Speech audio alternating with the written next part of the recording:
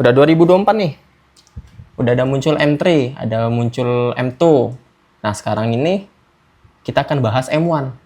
Apakah MacBook Air M1 dengan seri termurahnya masih bagus buat 2024? Check it out.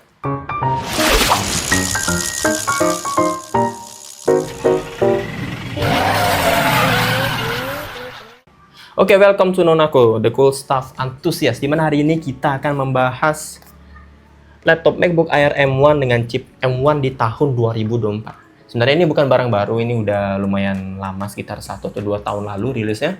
Dan selama pemakaian kita selama ini, apa saja sih positif dan negatifnya laptop ini? Mari kita bahas. Oke, nomor 1 kita akan membahas looknya dari atas dulu. Di sini kan kaca ya, dengan brush aluminium dengan warna yang silver. Ini kelihatan cantik banget, keren banget. Cuman ini mudah kotor, mudah banget dakian dan sering banget dilap. Itu jujur menjadi suatu kekurangan tersendiri. Tapi kalau clean, sumpah cakep banget kok. Oke, kita akan ke sampingnya. Di sini ada beberapa port, 2 port USB-C dan juga 1 port audio jack. Ya, saya tidak tahu apa tujuan Apple yang makin lama makin menyusutkan port. Harusnya muat-muat aja nggak sih? Muat-muat aja lah. Soalnya kan di iPhone tuh udah ini loh, udah Type-C tuh udah bisa masuk, itu harusnya bisa ditambahin lagi, tapi entah kenapa. Seharusnya dengan minimalis sih boleh, Pak, tapi ini bukan minimalis, ini meminimalkan cost. Oke, kita akan masuk ke look bawah. Nah, ini nih.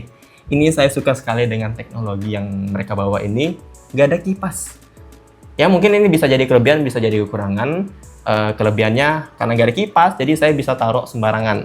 Maksudnya nggak takut tuh naruh kalau ada debu, debris, or mungkin sedikit kelembapan seperti air minum kalian gitu yang ada di meja. Jadi kalau ditaruh itu masih lebih tahan dan kurang mengkhawatirkan. Tapi nggak enaknya, barang yang nggak ada kipas artinya performanya nggak bisa sekuat barang yang ada kipas, Pak. Karena apa? Panas banget. Ini udah dites pakai CapCut, udah dites pakai Premiere, udah apa yang tadi, Final Cut Pro ya. Nah, itu udah dites dengan Final Cut Pro dan hasilnya buat edit tipis-tipis itu oke, 4K masih oke, tapi tolong jangan visual effect yang berat-berat tuh jangan, itu kayaknya enggak banget. Oke, kita akan masuk ke look inside. Oke, kita akan buka. Nah, di sini enak banget bukanya, bisa sebenarnya dengan satu tangan.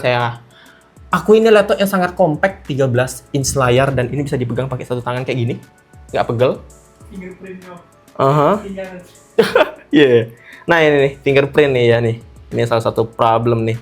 Tinggal banget fingerprintnya. Sampai sekarang aku nonton video di YouTube katanya bahas bahkan seri M3 pun masih tinggal fingerprintnya di sini.